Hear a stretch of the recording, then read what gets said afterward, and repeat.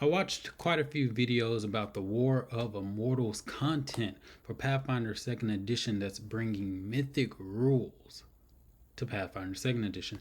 And it turns out that they missed the most important part, in my opinion. Sure, new class options, new mythic dedications are cool and stuff. But this book right here, this book is better than I thought it would be because it is filled with lore. At first, I thought it would just have mythic options. I thought it was going to be a bigger book, number one.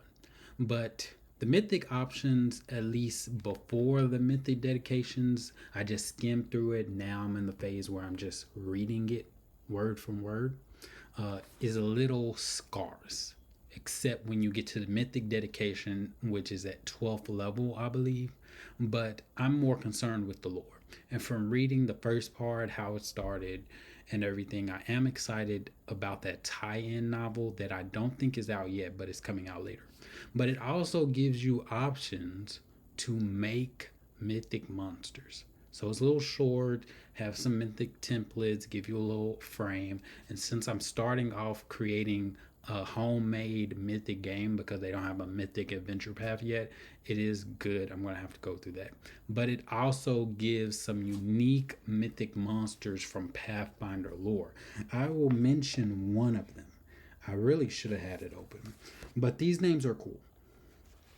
So you have Kaiju, you have the Immortal Trickster. I'm going to use the first one because he's cool. Oh, they have the Bloody Spawn of Rovagog. Now, I think it was in Wrath of the Righteous, or it might have been in Kingmaker, where you go down in the temple.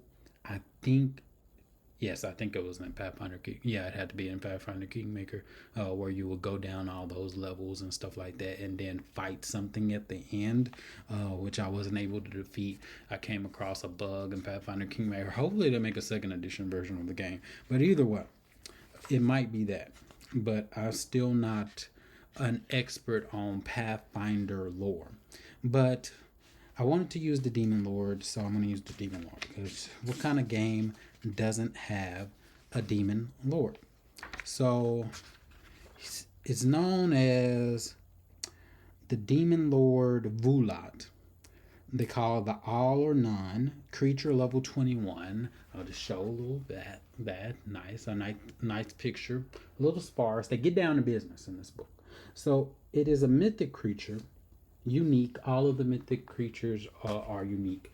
They have an ideas of how to use him in low level campaigns 1 to 7, mid level campaigns 8 to 14, and then high level campaigns 15 to 20. So this is good for aspiring game masters. So I'm gonna read this.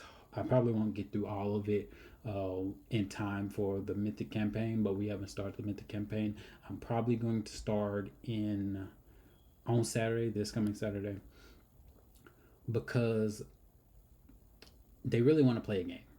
And we missed out on the recent session getting things together. I do plan on doing this session 0, but in Aetherbound, because I am adapting all of this to Aetherbound, my homemade system based on Pathfinder 2nd Edition, we start at level 0. So the mythic content isn't going to come into play until level 1 or level 2. I know level 2 is when the mythic feats come in, but you choose an option later on. I can make future videos about that, where from just glancing through it, it kind of seemed like it's a mythic background or some sorts. In Aetherbound, I call them affinities, and I think it's would be better to be mythic affinities of some sorts than like a mythic background. But who knows? Who cares? But this is a great book filled with lore.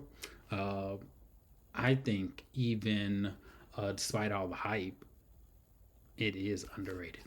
It's a very good book. So if you want to know more about this, if you want to know more about running a mythic campaign, because I'll have more video out about my experience in running one, creating mythic monsters. I can produce those. I am creating a unique species of monsters. I call them Daki. They're kind of like the Zerg. And those are going to be the main threat for this mythic adventure.